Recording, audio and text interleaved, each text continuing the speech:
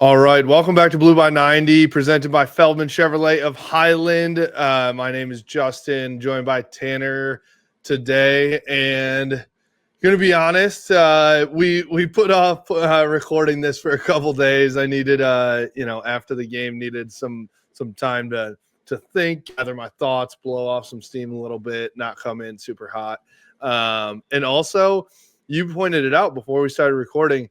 If you didn't know. We formed Blue by 90 in 2020, like COVID year. And so this is the first time that we have had to record a podcast after losing to Ohio State. So I think that's a good thing all in all, right? But we're in little uncharted waters here. We haven't had to get on here and talk about taking the L. But, I think just to be honest with you, like taking the L was quite an L. I don't think there's really any way around it to say oh, we did this, or if only this happened, XYZ. Like, yes, there were some, moments during the game that you can take opportunities, but all in all, just got beat by the better team all in and not in like a very exciting way. It was just pretty much a beatdown. Yeah, I mean, they kind of did the boa constrictor thing, It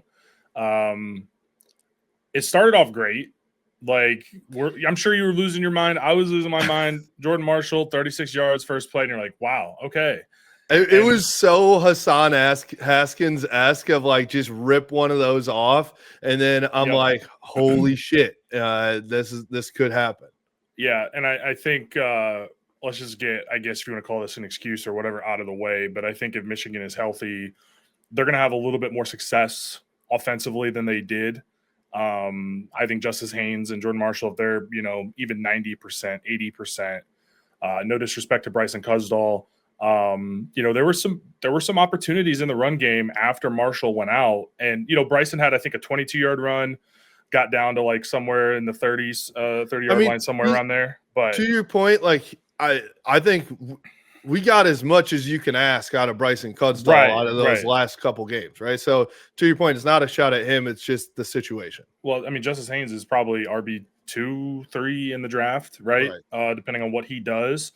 And we saw what Marshall was able to do before he dinged up his shoulder again. And no Max Bredesen either. So, it was going to be tough sledding. I thought the offensive line, I think in the run game, I think was okay in terms of just the physicality. But, I think it was probably a bit of a shock when you go from the teams that they played all year. They haven't played a defensive line this good since Oklahoma. And this is probably the best defensive line in the country. Kenyatta Jackson had a great game. McDonald had a great game. And those linebackers are flowing and making plays, and like you can't bounce anything. Like Bryson Cusdall tried to bounce and lost 5, and that distorted one of the drives that had some momentum. But yeah, otherwise, the thing that keeps coming to mind for me is that Jair Hill made the play on the pick. I think McCauley had a nice catch over the middle. But other than that, was there ever a moment where like, wow, that guy just went and made a play? Honestly, McCauley made that catch that was out of bounds that with one hand, and I was like, oh shit, that was pretty sweet. But it didn't count. But it didn't count, unfortunately. No, I mean, yeah, like it was kind of crazy because to your point, like I didn't think outside of like a couple plays, Ohio State didn't make any like spectacular plays either. Like, no, I mean, you have the receivers, right? Making those catches. One big touchdown, the long one, and then the Jeremiah Smith touchdown that should have been a touchback. Which I don't even want to talk about. I don't know if I've ever seen it called like that. So I mean, I saw they were reviewing it. I figured that's what they were doing. I mean, he was bobbling at whatever. I mean, that's a touchdown, can't get burnt like that. It was a sluggo, man. And I understand why Zeke is so on the slant because it's 4th and 5. And you just have a guy who could play in the NFL right now, just goes and makes a play. So I think for me, the really disappointing part was, again, nobody really went and made a play. Julian Sayin had all day to throw.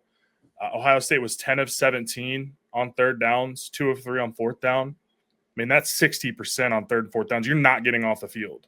Ever. So, yeah. Right. So you have no pass rush. You don't have the secondary to hold up. Like, you're getting demolished. I mean, 27-9, it doesn't look that crazy, but it was thorough. It was an ass kicking that we haven't seen in this game since probably 2019. So yeah, man, it was really, really tough to sit there and watch it. But hats off to them, man. I said all week I felt confident, and I don't know what gave me that feeling.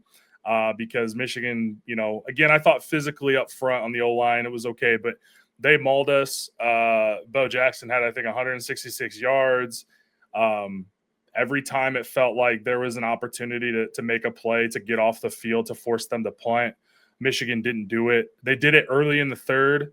And then they probably, do you want to go through the drives?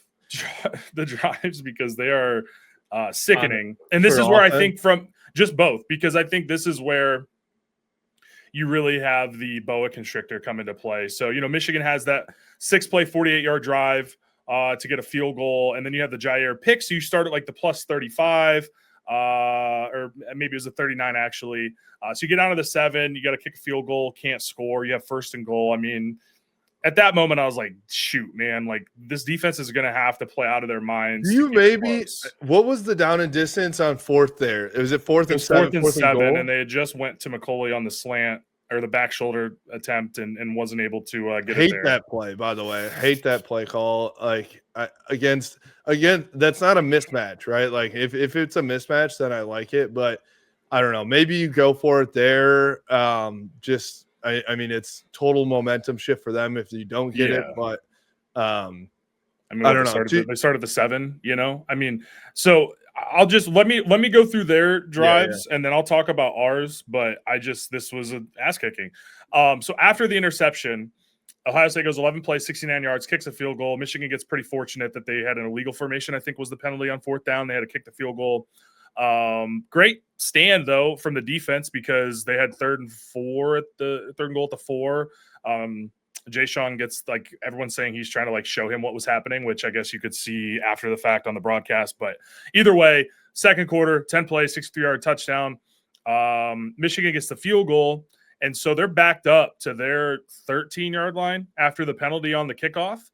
And they go with 5:24 left in the half, 11 plays, 87 yards, 5 minutes, 8 seconds. There's 16 seconds left in the half. And at that moment, I was like, I don't know. So I mentioned the punt earlier. They go 8 plays, 34 yards. They get off the field. Surprised Ryan Day didn't go for it, but the way his defense is playing, the way Michigan's offense is playing, I totally understand. And then they go 2 plays, 57 yards, touchdown. The real backbreaker, 20 plays, 81 yards, 11:56 off the clock for a field goal to go up by 3 scores. And that's the end of the game. So all that said, the offense did not do anything, especially in the second half. They go 4 plays punt, 7 plays punt, 3 plays punt, 3 plays says downs. I think there was a pick in there. I don't know if ESPN's got it wrong. But either way, the offense was absolutely atrocious. So special teams was horrible, 11-yard punt. Like, I'm not really coming out of this, Justin. I know we're kind of talking about the game, but on like a broader view of where things stand, I'm not coming out of this like, okay, you could build off that, or, hey, this is good. I don't really have – the only thing that I'm really kind of holding on to, I think a lot of Michigan fans are, is like, oh, the team's really young. It's great, man. It's the portal era. That's what's frustrating, because you have in college football in 2025 the ability to go and fill gaps in your roster. You cannot come into this game, and I know there's injuries and all these sorts of things, and you got a freshman quarterback. Like, I get that. But the talent gap is back to where it was in the 2010s. Yeah. Yeah, that's where, like, I had talked to a couple different people, people in the media and stuff, and was like, man, are there really any – there may be a couple of positions where you'd rather take the Michigan guy than the Ohio State guy in that game. There's like a couple, maybe Jordan Marshall over Bo Jackson, but he outplayed him. I know that's a lot of the offensive line versus the player. I would have Marsh is wide receiver 3 at best, there. And I think the talent gap, it reminded me, you mentioned the Bryson Cudsdall bounce out, which again, it's a third string walk-on guy. But it reminded me of when Michigan played Georgia in the college football playoff in 2021, where it was just I remember a linebacker catching Blake Corum on the outside, and I was like, holy shit. It was Jordan Davis caught him on a outside zone. And it was that dude's 360 pounds. You're just like, shit. You're just like, oh shit. Yeah. So it reminded me a little bit of that. But I don't think it's not a fixable problem. I do think that Michigan can get to that point again. In 2021, to be honest, coming out of that game, I was like, we may never be Georgia-esque, and then you did. So I think that you look at some of these guys, that the young guys that we have, I think you can get there. But I do think you regressed in that game back to 2017, 2018, where they had such a mental edge over Ohio State had the mental edge over Michigan on Saturday. It was very visible. Very visible, where I didn't think that any of our guys, and I'm not trying to single our guys out and say that they don't care or don't whatever. It was just very visible that they didn't truly believe that they were the better team after, those first couple possessions. Yeah. I mean, I think Michigan had a chance to have the inverse happen, right? Because if you go and you score on first drive, it's doubt creeps in. If you go up 14-0 on the number 1 team in the country at home, that's a totally different ball game. The place is rocking, right? But you're happy they get a field goal, but you're not as into it as you would be if they scored a touchdown, right? That's just it would have been 2021 after AJ Henning scores. The place erupted. Oh my god! I was going ballistic. It was great. It was a great, first 5 minutes of the game. And then after that, it was just apparent who was the better team, who was the better coach team. And we've talked a lot of shit about Ryan Day. A lot of it is, in jest, obviously, because the guy's won a national title. He wins 90% of his games. He's a very good football coach, a great coach. Yeah. So, obviously that was going to come to where it's hey, he's going to figure this out. And we said it, Michigan's going to lose to Ohio State. And it happened Saturday. Yeah, I think the upside is certainly Bryce progressing, right? Because true freshman quarterback typically are not that good, right? And there's still some things that I've seen this year that have me excited, obviously, and I still think that he's going to be the number 1 pick after his junior year. I think he's going to get there, but there's got to be a lot of growth from now until September of 2026. Yeah, I actually read something on Reddit of all places last night that it was the stats of I think 3 or 4 different freshman quarterbacks that played at Michigan, and all the stats are pretty much the same except for Chad Henne, and he had the Biletnikoff Award winner and Mike Hart and 2 first-round offensive linemen. It was he was in there as that. They weren't relying on him to really ever win the game, his talent alone. So everybody else pretty much had the same stats that Bryce had this year.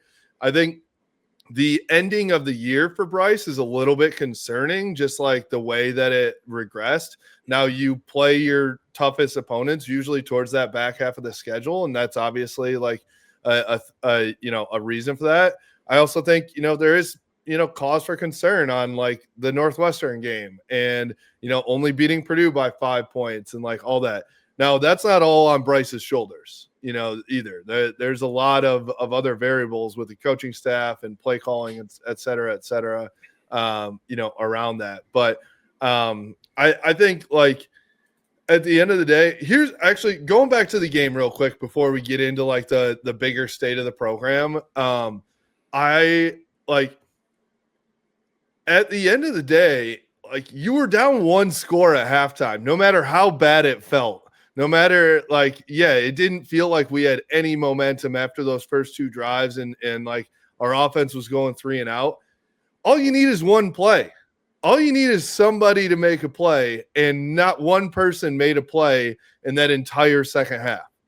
In serious, I can't point to really anybody who went out and said, I'm going to make one play. And you put up 0 points in the fucking game in the second half, unacceptable, dude. It's just you just can't have that happen. And then the box score says it all at the end of the day of 1 for 9 on third down for Michigan, 160 some yards total. I don't know. I'm not in the building to say oh, this was so-and-so's game plan versus other person's game plan, talking about Sharon versus Chip versus whoever, but the game plan was not good. They were incredibly unprepared. They never once made a change into hey, this isn't working. It was even in the second half, you somehow thought that you were going to push them around after you never did. And guess what? Running inside zone with a third string walk-on running back versus the number 1 defense in the nation, not going to go well. Yeah, well, and to your point about third down, so something else that I think was extremely concerning. So Michigan played 3 good to great teams this year, right? I mean, I think Washington's above average, so that's your best win, right? But they're 5-4. They're 5-4 in conference, so I would not. Right. So, I know. So the great. best teams you played.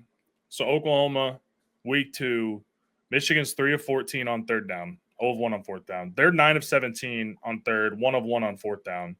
USC 6 of 12 on third down, 1 of 1 on fourth down. And then I already mentioned the Ohio State 10 of 17 and the 2 of 3. The other thing, so you think about those fourth down conversions, there's 5 of them across 3 games. You give up 80% on 5 fourth down conversions. That may not seem like a lot, but in the context of football, when you're typically going for it on fourth down, deeper in your opponent's territory, and you can't get a stop 50% of the time, that's concerning to me. There was just, again, I know there's been a lot of, there's injuries and all that stuff, but hey, man, it's football. And sometimes that's just luck of the draw. But from what I saw, and I know the offense wasn't lighting the world on fire, but I've got some concerns about the defensive side of the ball in terms of just against these good teams. Again, the offense didn't help them out at all, but you didn't make any single plays. How many times was it third and whatever, and the running back's wide open out of the backfield? I think Bo Jackson had probably however many catches on fourth or third down to extend a drive. And that's how you give up a 20-play drive that basically ends the game. Yeah, I mean, to your point, when you're on the field as much as the defense was, because Michigan continued to go 3 and out and have short drives, it makes it really difficult. But the defense didn't help itself out either. Right? Well, when you're playing Caleb Anderson, how much of a concern is fatigue? Because you're still doing all the stupid shit that we talked about all year, where it's hey, man, they're going to tighten up the rotation against Ohio State, right? They're not gonna keep rotating these guys. And I probably could go look at my email and see if BB's Big House sent me the PFF numbers, because I'd be curious to see the snap counts. But it was basically much of what we had seen all year. He had not sent it to me, so I don't have them. I don't have the snap counts, but there's a lot of guys on the field on defense, and but this is what you rotate for all year. Then otherwise, what's the point?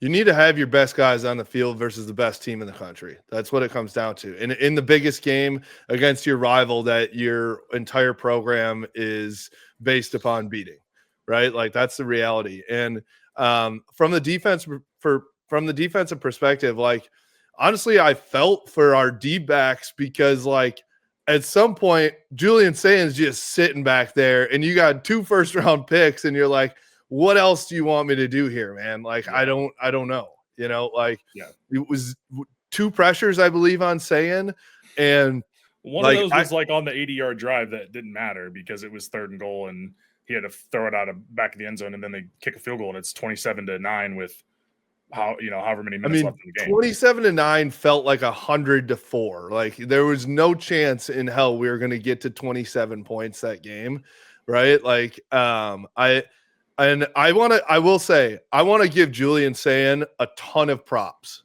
because it's so wild. He really doesn't do anything sexy, and that's why the national media is not like talking about him with like running away with the Heisman right now, which I think he should be, to be totally honest with you, with his stats. But like as a guy in his first year playing college football at a super high level, in his first year playing in this game on the road, and he goes and throws a pick on his first drive and then comes back unfazed and is just lights out the rest of the game. Like, you have to give that kid props.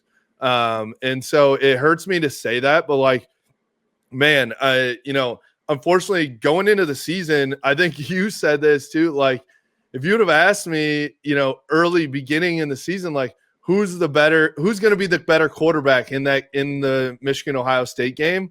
Like, even Ohio State fans, I think, would have been like, yeah, Bryce Underwood, look at his talent, right? But the reality was, like, Sayin outplayed him on Saturday. And, I think that, like, in football, that determines a lot, sadly. Is like, obviously Bryce Underwood isn't playing defensive back against Julian Sayin, but, like, the QB comparison is usually how it goes. I felt no juice from our side, unfortunately. No. Past those, after those two drives, I felt the game plan. I think we can let's get into that now for a second. Is just like, we've talked a lot about our players. We've talked a lot about what they, underperformed and didn't accomplish. But I think, to me, this one laid more on the coaching staff. I didn't think that we had a good game plan on either side going into this one. You got out-coached. Again, Ryan Day is a very good coach. To your point, like, yes, we talk a lot of shit about Ryan Day. It's because he's lost 4 games in a row and somehow got punked in his own stadium last year by Mason Graham. This year he punked us. That's the reality. Like, he took the Jim Harbaugh game plan and did it to Michigan and to Sharon Moore, where, like, you're not going to do anything sexy. You settle for field goals and just, you just do this. But, I will say this. I very much appreciate our coaching staff.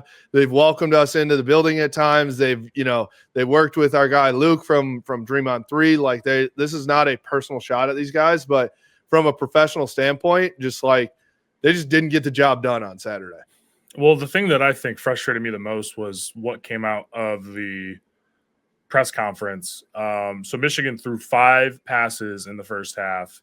And Sharon said that wasn't the plan. We wanted to be balanced in what we did, but when you're successful in the run game like that, that's what you want to do. Does that mean that because Jordan Marshall broke a tackle and got 36 yards that they completely abandoned what they had planned all week to do? Like, is that what that means? And I'm not going to bring any message board stuff here, but that was something that was floated, that a player mentioned something like that about not doing what the game plan was. Yeah. And so you can't fall in love with things like, what was the script? Like, just because that first play on the script was maybe designed to get 5 to 7 yards and you get 36 doesn't mean you just abandon what you're going to do. So that was kind of my biggest frustration. And there had been moments this year with Chip Lindsey that I was really impressed, and I really liked some of the calls. And again, who knows how much of that's Ohio State just being able to flow to the ball. They've got freak athletes. Arvell Reese is a stud, like Caleb Downs, like all these guys. But even in the Harbaugh years when we couldn't get it done, even in 2015, they got their ass kicked. But in the first half, I was like, wow, this game plan, like they're doing something with this. 2017, same thing, right? You come out and you are up 14-0 with John O'Korn at quarterback. Right. And those are different Ohio State teams. I think one thing that Ryan Day has really done is emphasize the defense, especially post 2021. And I know 2022, Jim Knowles went with the cover 0 thing and Michigan was able to exploit it. But like defensively since 2022, Ohio State has been one of the best teams in the country, and they've really emphasized that. So it's a little bit different than what Jim Harbaugh was facing with Urban Meyer. But like, I just never felt in the game where I'm like, oh man, that's, it was that first play. It was just, there's a hole and Marshall hits it and is able to keep going and get 36. Otherwise, there was never really a moment where I was like, oh, that play call was nice, because I'd had that throughout the season. Like I remember the Washington game, get the touchdown to Zach Marshall. I'm like, oh, that was drawn up beautifully. Like, even though it didn't work, but against Nebraska, the pass from Samaj to McCauley, and you're like, oh, okay, like I see the vision. Never really felt that in this game. And there was like a week prior versus Maryland, I was like, man, this feels like a dynamic offense. We're like all over the place kind of, and there's different misdirections, and it feels like that. And then this week, I know that like having a good defense blows up a lot of those things sometimes that look better against weaker defenses. But I felt like we just tried to just like run over them. And it was like, there was no like, oh, look this way, I'm going to go this way, really, ever. Yeah, I mean, there were some moments that I think Bryce missed. I saw, from Jay Dew's recap, some of the things that he was looking at, down the field that might have been open. The other thing I didn't address is what you said though earlier about Bryce, like the Northwestern game. Like, I actually feel that he made progress from the bye week to Northwestern to Maryland, and so that still has me with some optimism.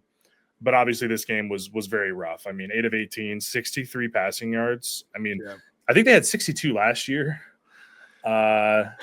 So things we'd never see. We thought we'd never see again. Yeah, man. I think the other frustrating thing is that Igbenogson for Ohio State. Look, he's a pretty good corner, but man, he gets himself in trouble being very handsy and not looking back at the ball. I think he had 2 PIs called on him. Yeah. Those are the only 2 times they really ever just like drew something up to just throw it at him. Like, why not just go all PI offense and just see if it's better than whatever they were trying to do? There were times when that was our only offense. Yeah. Like, we kept drives going because of that. Yeah, it was a third down. I can't remember what point in the game, but it was a third down that extended the drive. I think they got into OSU territory. I think they got into like the 46-yard line, and then they ended up punting from there, which I don't know, man. Like, I don't like when it's the fourth quarter, whatever. I guess you can punt. Like, that was the point that I left the game because I was going to stay and just grin and bear it. But when they punted with 7 minutes left, I was like, what am I doing here? It's snowing. I just was like, no, if they're done, I'm done, and so I got out of there. But I would say, I'll say this too, a couple things. Looking at that offense, like Andrew Marsh was the significantly, like, was the I don't want to say only, but was the best igniter of the offense for the back half of the schedule, right? Like 4 to 6 weeks in a row, it was like the Andrew Marsh game. And then I know that Ohio State made an emphasis to try to take him out of the game, but 0 targets is like unbelievable. There's not one time that you try to force it to him where, like, I'd rather have him get the fade in the end zone. Definitely. And also just like get him on a little hitch or a little out, like, or, anything to try and get him going, or also, when they're going one high safety, basically the whole game, just get him on a fly route and overthrow him one time to showcase that you like have the ability to throw it deep one time. Yeah. What was the furthest the ball traveled in the air when Michigan was on offense? I mean, that game felt like 2024, where it was like we literally don't even take one deep shot all day. Yeah. So do you have concerns about the philosophy of this program at this moment? I do. I have concerns on, like, I think my concern is, and you saw this all year long, I have 2 concerns. One, not putting the pedal to the metal when you have opportunities. When the other team makes a mistake and you have an advantage, not being like, hey, let's put our foot on their throat, put the pedal to the metal, and like try to take advantage and go score off of this. That's number one. And it leads to number two, which is when you do get a lead, just letting off the gas completely and trying to play not to lose instead of going to play to win. You saw that against Michigan State. You saw that against Purdue. You saw that in a lot of in Northwestern, honestly. You saw that, like, you had opportunities all year to win games 38-13, 35-14, stuff like that. And you never once did it. And I think that it seems to me that this coaching staff is trying to do that boa constrictor thing, but they don't have the personnel to do it. And so you have to conform at some point, right? Well, so that's what I'm wondering, because the way that they won it in 2023, like, do you know how many stars had to align for that to happen? I mean, man, you were behind the scenes for that year. But you think about it, you've got maybe the best quarterback in program history, maybe the best the best running back in program history, one of the best offensive lines in program history, the most talented tight end in program history. Jake Butt's better at Michigan, but Colston is certainly the most talented, for sure, physically athletic guy at the position in Michigan history. You have receivers who are willing to block, but can also make plays down the field. You have a defense that consists of Mason Graham, Kenneth Grant, Will Johnson, Mike Sainristil, and I'm not even naming all the other guys that are like playing at a high level in the National Football League. Like, you can't have that that doesn't happen, right? So you can't just be like, oh, well, this worked 2 years ago, yeah, and now we're going to keep trying to do it. Like, you need to play to the strength of Bryce Underwood. I understand that they couldn't afford for him to get hurt this year. But how many times did they run design runs for him in 2025? A couple dozen throughout the course of the 12-game schedule? So then he's not ready for it against Ohio State. He can't do it because he hasn't done it all year. I mean, when they did do it, a lot of the time it worked. Like, I mean, you go back to that Nebraska game, I believe it was, and they tried that draw. He was too early. Yeah. It's an RPO and he's too early because they haven't repped it enough. When you don't rep it at all, like, yeah, you're right. Can I also make another point on the state of the program that's kind of outside of football right now that I think really it bothered me that the guys stood around the logo. You had your chance. We clowned Ohio State. Players on this team came on and talked about that moment. I'm sorry, you get your ass kicked. You don't get to stand at the logo. Go to the locker room. Let them do what they earned on the field. I thought that was weak. I think you're thinking about the wrong things if that's what you're concerned about at the end of that game. To me, it felt like that was what they had in their mind from pregame. Like, that's right. So that's your mentality. Like, we're going to defend that's what they must have talked about that all week, which means that they were talking about losing, right? Like, I think that I agree with you. Listen, I'm a guy, I can't stand being in that stadium and hearing OHIO and seeing all the red. Like, that shit irks me so bad. Like, it's just like that's like the most triggering thing ever to me. So, like, I understand to an extent not wanting to let them do all that, but you have to, like, I actually think again, giving Ryan Day props, like, he came out of that looking like the most mature guy in the building, on both teams, where he's like, listen, we want to win with humility. Like, dude, I can't tell you if I was Ryan Day that I wouldn't have been just spouting off everything, being like, fuck all the haters. Like, this is, you've been talking about me for 4 years. I finally did it. Like, I got to give him props for just being like, you know what, this is what we do here. And even though he finally did it, he acted like he had been there before. So he had been a part of he was at Ohio State in 2018 and 2019 as a head coach. So, it's not like it's his first rodeo. But yeah, I was extremely disappointed by what seemed to be the priority for the team at that point. Go sing the alma mater, go to the student sections. That's those seniors' last day in the crowd, and seniors on the team their last time in the big house, right? So I had a tweet. It was weird. It came up on my Facebook. I think you posted it actually, but I was like, seeing my Twitter on my Facebook was interesting. But yeah, the amount of scarlet in the stadium was extremely frustrating. And I'll tell you, I bought my ticket. Look, I buy my tickets typically on, the third party marketplace. So, but I would gladly, if a Michigan fan was like, hey, I got to sell a ticket, I'll buy it. Right. I'll buy it. We'll bypass the fees. I'll pay less. You'll make more. But so I don't know if this is hypocritical that I'm talking about this, but I think, selling your tickets for Ohio State is weak, and I don't think you deserve to have season tickets.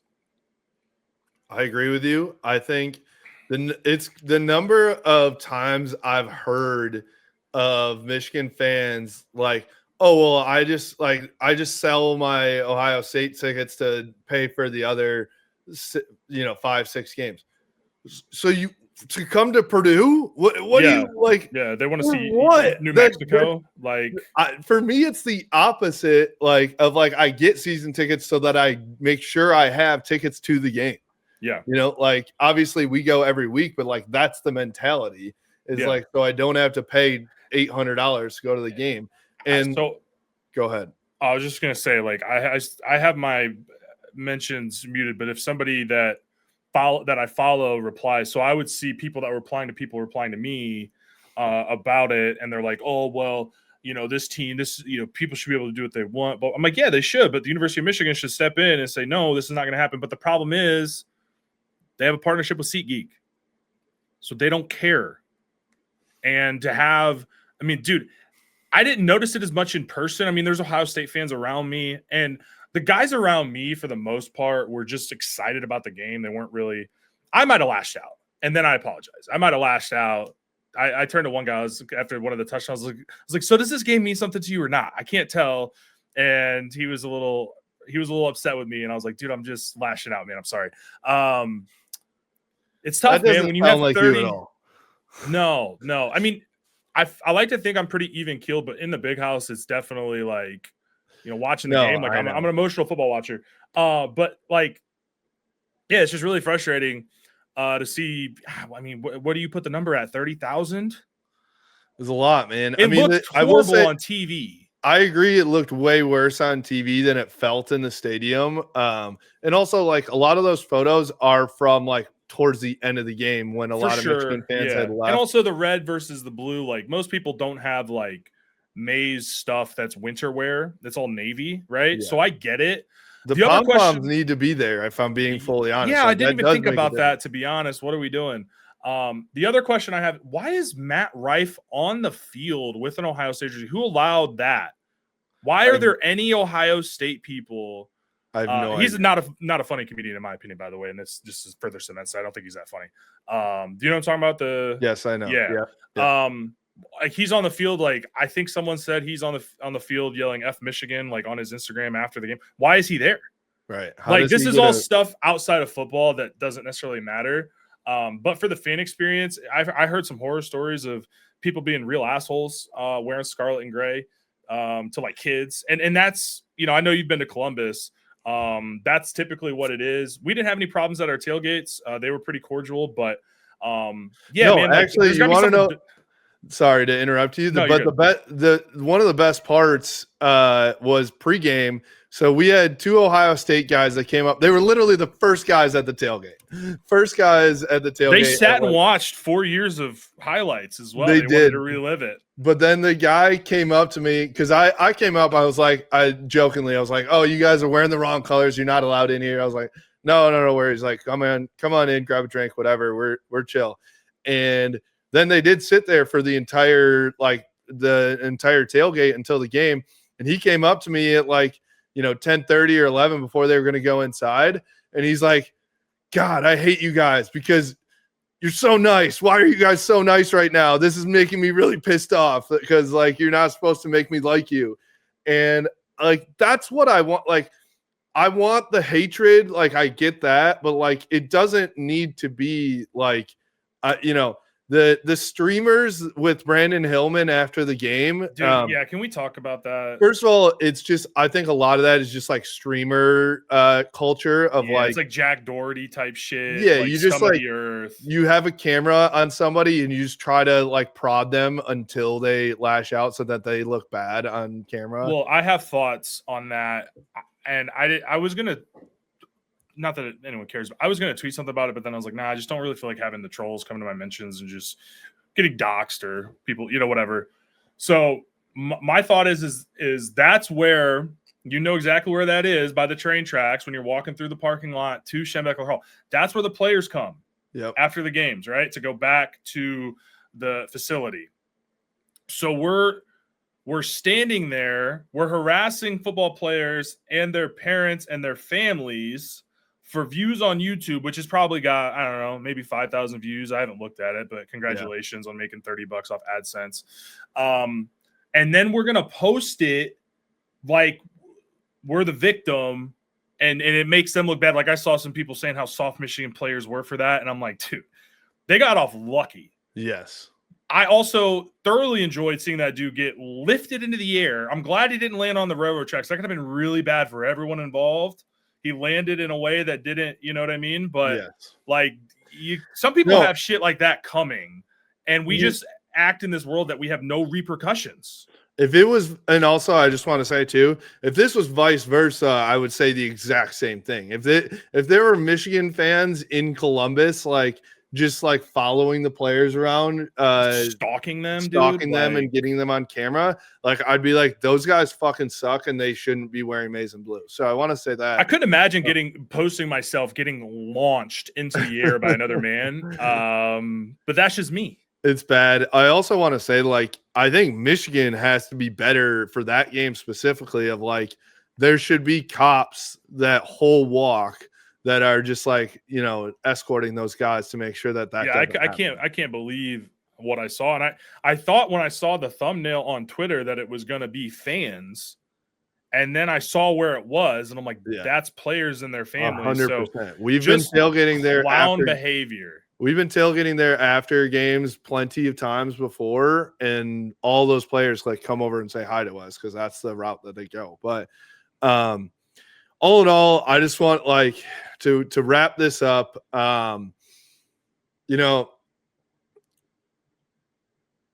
It's not good. The game wasn't good. The state of the program right now, not great. I think that there are still a lot of things to look forward to in the future, but a lot of things have to change right now in order for that. Like, this is an incredibly important offseason now, to make those changes, get the mindset back.